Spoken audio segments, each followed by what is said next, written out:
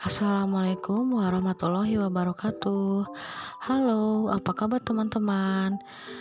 Kembali lagi dengan saya, Narisa Padilla dari Prodi Pendidikan Biologi semester 3 S1. Di sini saya akan menjelaskan tentang filum Arthropoda, yaitu kelas Crustacea. Baik, teman-teman, kita mulai saja. Di sini sebelumnya ada yang sudah tahu apa itu definisi Crustacea? Ayo, apa? Crustacea yaitu salah satu kelas arthropoda yang hidup di air tawar, terutama di air laut. Keras itu artinya kulit keras atau kerak. Jadi, istilah Crustacea adalah hewan yang memiliki kulit keras atau kulit kerak. Pada kelas Crustacea, dia memiliki contoh, yaitu yang ke-1 udang yang saya ingin bawakan pada video ini. Yang kedua yaitu kepiting, yang ketiga itu lobster. Ciri-ciri pada tubuh Crustacea ini: 1. Memiliki 2 pasang antena pada bagian kepala. 2. Memiliki tubuh bersegmen yang terdiri dari setop toraks, yaitu bagian kepala sampai dada. Ada yang kedua yaitu abdomen adalah perut.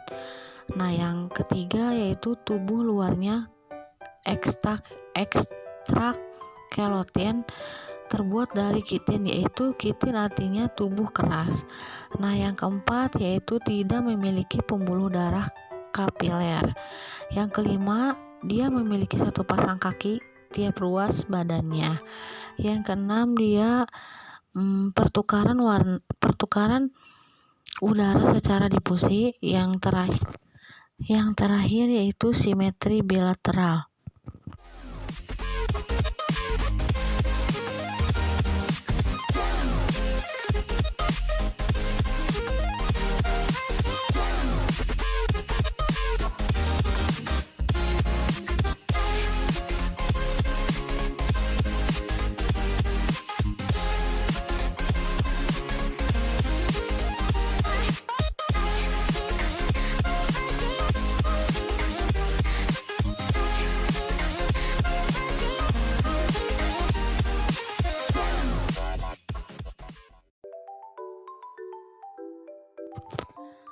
Nah, kita lanjut ke sistem pencernaan.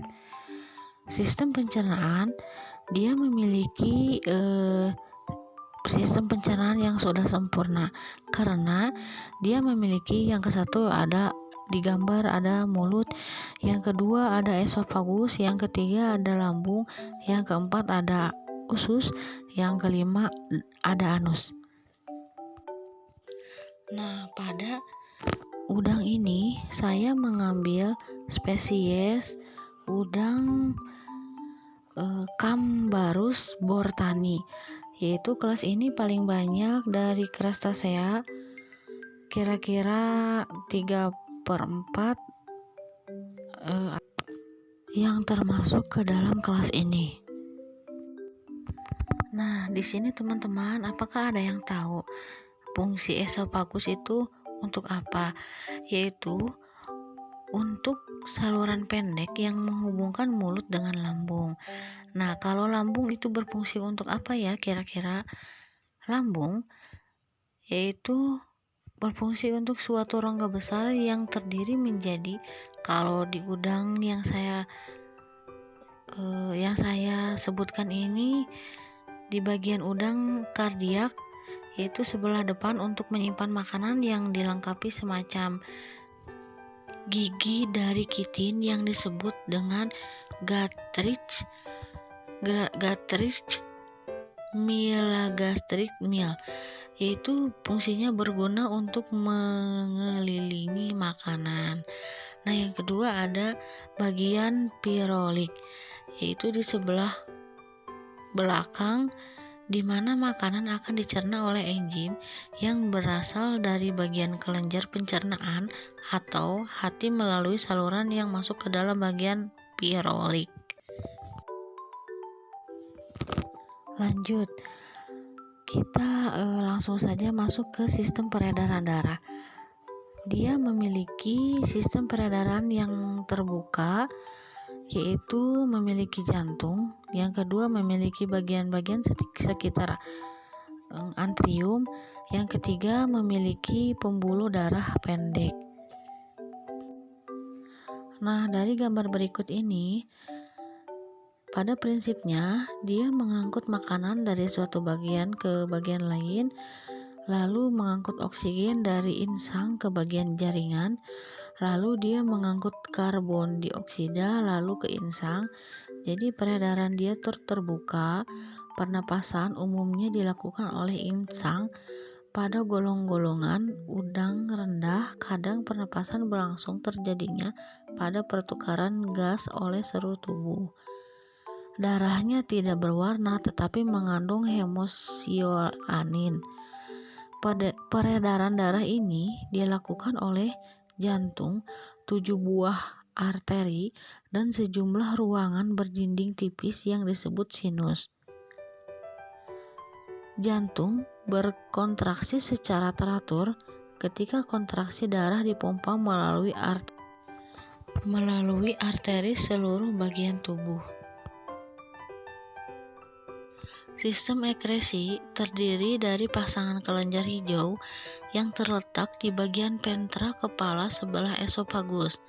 Masing-masing kelenjar terdiri dari kelenjar-kelenjar yang berwarna hijau, kantung dan saluran yang terbuka ke bagian luar yang melalui pembuangan pada bagian dasar segmen antena.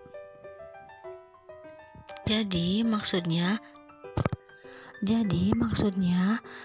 kelenjar hijau itu di sini pasti sudah pada tahu ya, bentuk udang, warna udang bisa kita perhatikan dari udang.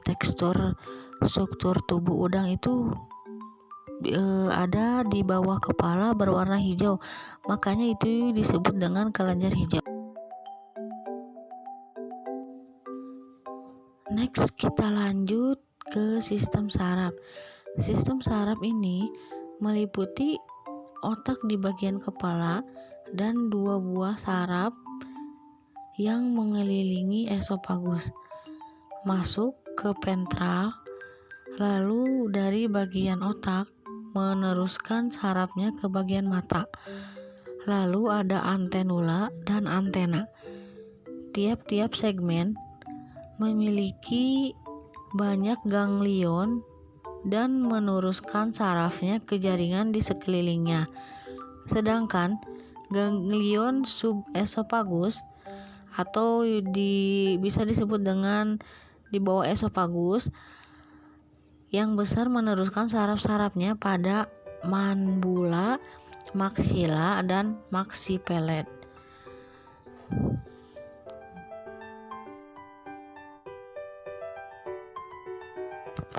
Sistem saraf ini dia berupa sistem tali, yaitu terdapat pada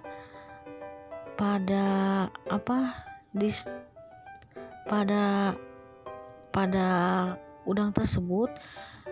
Tujuannya untuk menggerakkan atau menyeimbangkan segala bagian kegiatan yang dilakukan oleh hewan tersebut. Nah, baik, ini yang terakhir yaitu peranan pada kelas ini atau peranan pada kelas Crustacea, yaitu sebagai berikut. Crustacea yang menguntungkan pada manusia ada beberapa diantaranya. Yang ke-1, sebagai makanan yang berprotein tinggi, misalnya udang, lobster, dan kepiting. 2, dalam bidang ekologi, hewan tergolong zooplankton yang menjadi sumber makanan ikan, misalnya anggota Brancvifoda dan Ostracoda, satu lagi Sophepoda. Nah, sedangkan dari kelas Crustacea ini yang merugikan antara lain: 1. Merusak galangan kapal atau perahu oleh tenaga isopoda. Yang kedua, parasit pada ikan kura-kura, misalnya oleh anggota Cirripedia dan Cephalopedia. Yang terakhir yaitu merusak pematangan sawah atau saluran irigasi, misalnya ketam.